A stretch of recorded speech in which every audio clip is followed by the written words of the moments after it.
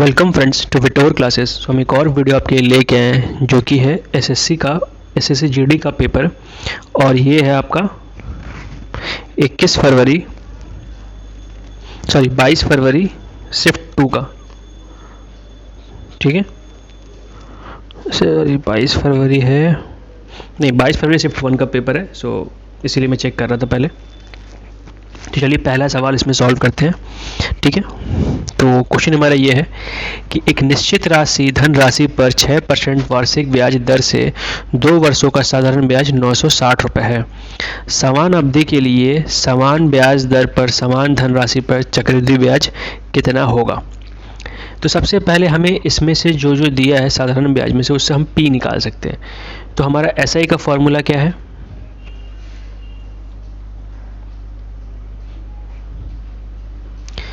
देखिए फॉर्मूला लिख के इसलिए बना रहा हूँ कि बहुतों ने बोला है कि सर फॉर्मूला लिख के बनाइए, जिसके कारण से क्योंकि जो लोग जीडी के लिए प्रिपेयर कर रहे हैं शायद उनका मैथ्स उतना अच्छा नहीं होता है, इसी कारण से। तो ये ठीक करने के लिए आपका, तो इसलिए मैं फॉर्मूला थोड़ा लिख के बनाऊँगा, टाइम शायद ज़्यादा लग जाए। ठीक है, तो यहाँ से इसे हम पहले पी निकाल सकते हैं। ठीक है, तो जैसे ही हम पी निकालेंगे तो इसको सॉल्व करेंगे हम लोग। सॉल्व करके ये आप 6 से काट लीजिए, 2 से काट लीजिए, तो P कितना आ गया आपका 8000। तो हमें P निकल गया। ठीक है, अब एक चीज़ मैं आपको सिखाता हूँ, जैसे कि मान लीजिए CI माइनस SI 2 साल का फॉर्मूला होता है P इंटू R/100 का स्क्वायर। तो हमें CI निकालना है, SI हमें 960 रुपये पता है, P हमने निकाल लिया है कि 8000 है, और R हमें पता है 6 है। तो 6 का यहाँ 36 लिख सकते हैं, और ये नीचे जो 100 आएगा उसका स्क्वायर करेंगे तो नीचे 4 0 आ जाएगा। तो 3 0 कट गया यहाँ से। ठीक है, अब इसे हम लोग 8 इंटू 36 कर सकते हैं। तो यह आपका आ जाएगा, देखिए 30 इंटू 8 कितना आएगा 240 और 48 288, तो ये आएगा 28.8। और ये आपका CI माइनस 960, तो CI आपका कितना हो गया, ऐड कर लेंगे तो 988.8। ठीक है, तो ऑप्शन नंबर 2 हमारा सही है। अगला क्वेश्चन। अगला क्वेश्चन क्या है, यदि एक समचतुर्भुज के विकर्ण 48 सेंटीमीटर है और 64 सेंटीमीटर समचतुर्भुज का परिमाप, तो विकर्ण का एक, देखिए समचतुर्भुज का एक फॉर्मूला है जो आपको याद रखना पड़ेगा। फॉर्मूला ये है d1 square plus d2 square equal to 4a square. अगर आप देख रहे हैं वीडियो तो प्लीज़ पहले फॉर्मूला लिख लीजिए फिर सॉल्व करिए। तो उनके विकर्ण का लंबाई कितना है 48, 64, ये आपका आ गया 4a स्क्वायर। ठीक है, तो सबसे पहले इसे हम लोग यहाँ से सॉल्व कर लेंगे। ठीक है, तो 48 का स्क्वायर निकालेंगे हम लोग और 64 का स्क्वायर निकालेंगे। या एक काम कर सकते हैं छोटा करेंगे, बट ठीक है आप ऐसे ही नॉर्मल कर लीजिए तो आपके लिए आसान हो जाएगा। तो जो 48 का स्क्वायर होगा, अगर किसी को याद है तो बहुत अच्छी बात है, नहीं याद है तो आप गुना करिएगा, तो ये आएगा 2034। ठीक है, उसके बाद 64 का जो स्क्वायर होगा, ये शायद सबको याद होना चाहिए क्योंकि ये बहुत कॉमन आता है, तो ये आएगा आपका 4096। अब इन दोनों को अगर हम लोग ऐड करेंगे तो ऐड करके कितना आएगा 2304, ये आएगा 6400। ठीक है, इक्वल टू 4a स्क्वायर। तो 4 से काटेंगे ये हम लोग 1600 में, तो a आपका आ जाएगा 40।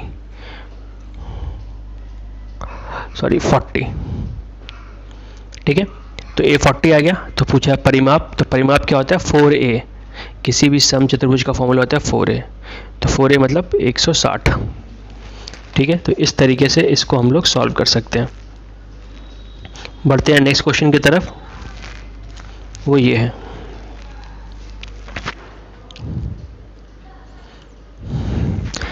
बोला कि 1 किलो गेहूं का मूल्य 50% में 1 किलो गेहूं का मूल्य में 50% की वृद्धि हुई और ये वृद्धि 25 रुपये की है।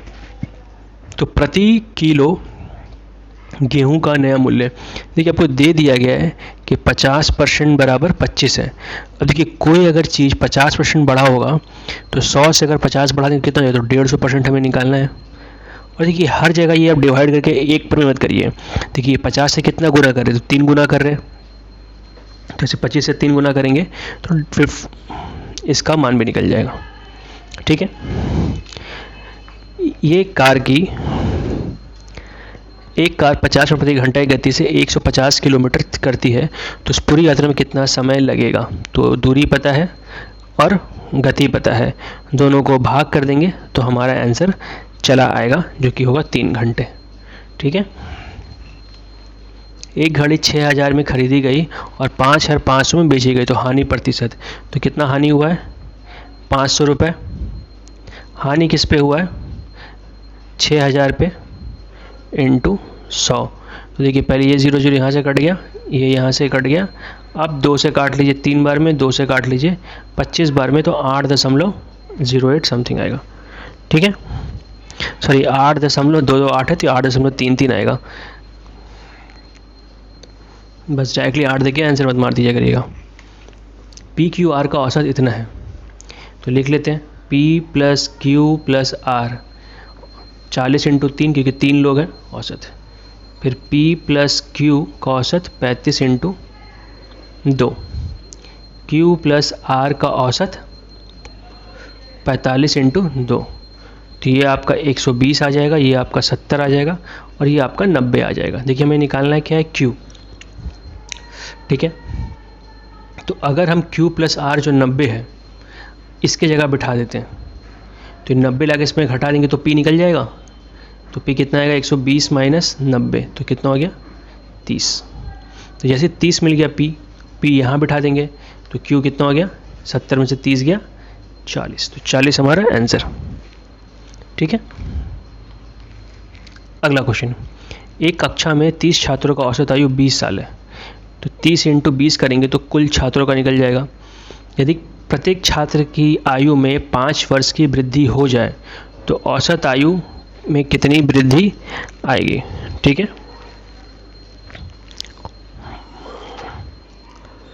तो ये सिंपल सवाल है। जब ऐसा क्वेश्चन आपको दिया रहेगा तो आप डायरेक्टली क्या करिएगा कि जितना वो टोटल बढ़ रहा है सब में 5 बढ़ाइएगा, तो औसत भी आपका 5 बढ़ जाएगा। ठीक है, अगर सब में बढ़ रहा है तो ये बस ध्यान रखिएगा आप। ठीक है, कुछ करने की ज़रूरत नहीं है ऐसे क्वेश्चंस में, सब में अगर 5 5 5 बढ़ रहा हो तो औसत वृद्धि भी 5 होगी। ठीक है, टोटल एज की वृद्धि बोलती तो 5 को 30 से गुना करते आंसर आया था आपका। नेक्स्ट क्वेश्चन,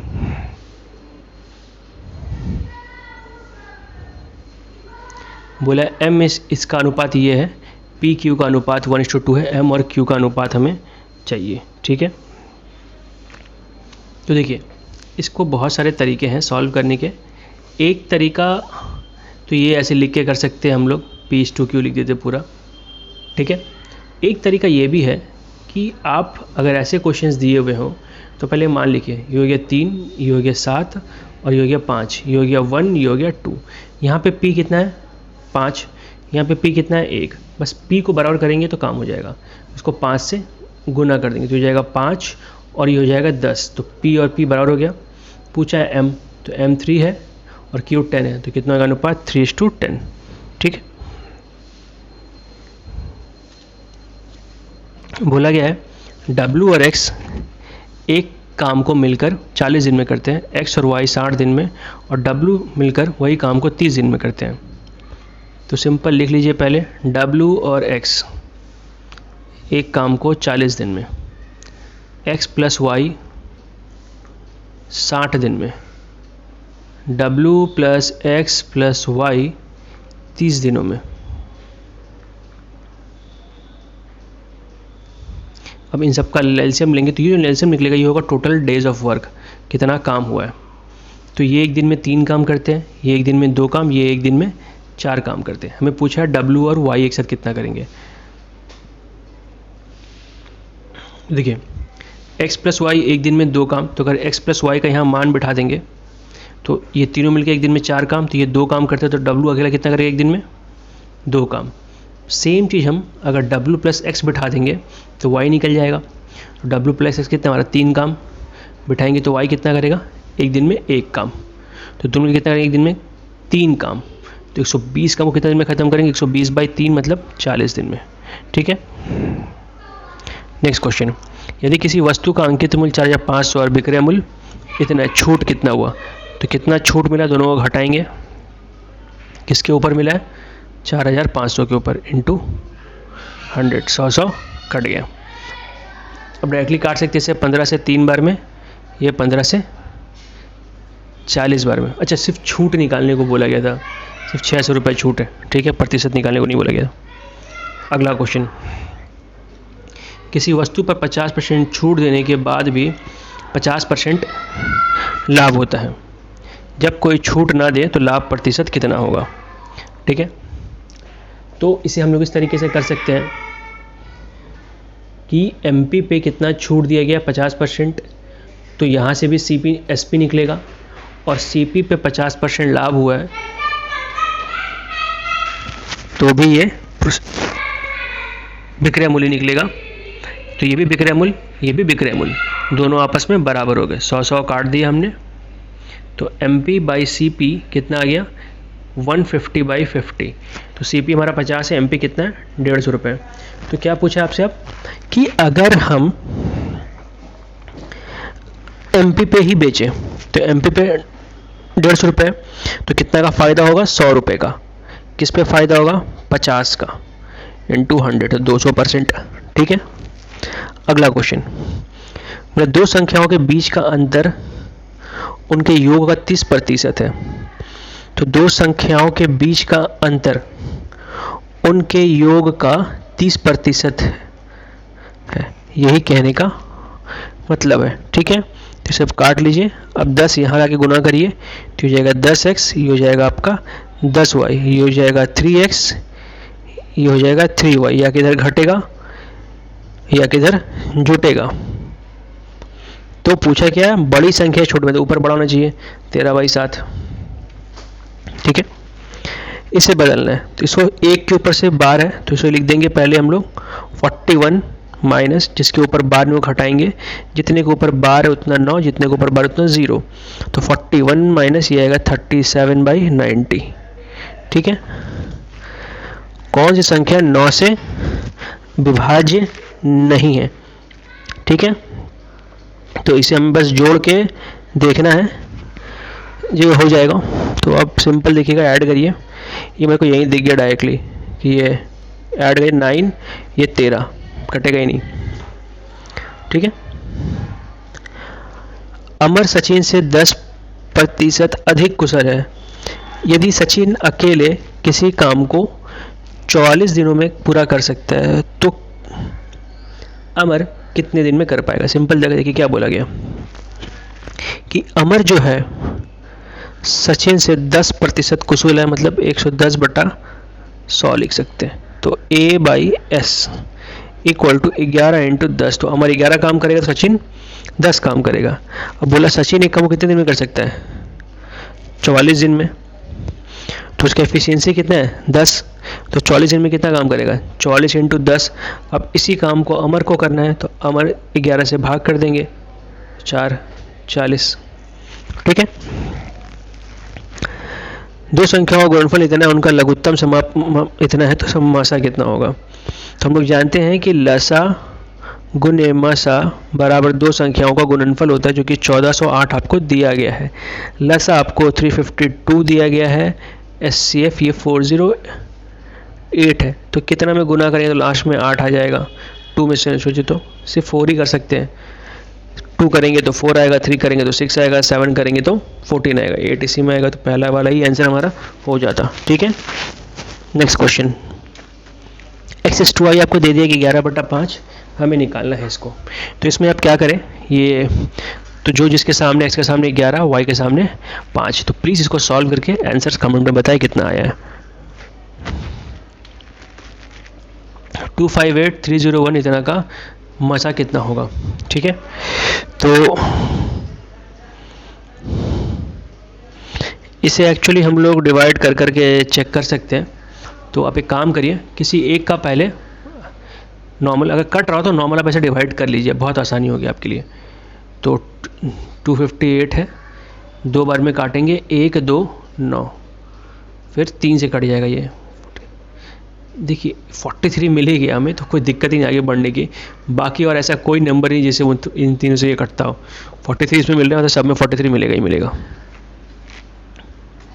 अगला क्वेश्चन बोला, किसी निश्चित राशि पर 3 वर्षों में प्राप्त साधारण ब्याज 1,782 रुपये है। उसी ब्याज दर पर उसी राशि पर 10 वर्षों के लिए साधारण ब्याज कितना होगा? तो कुछ करना नहीं है, साधारण ब्याज बराबर निकलता है।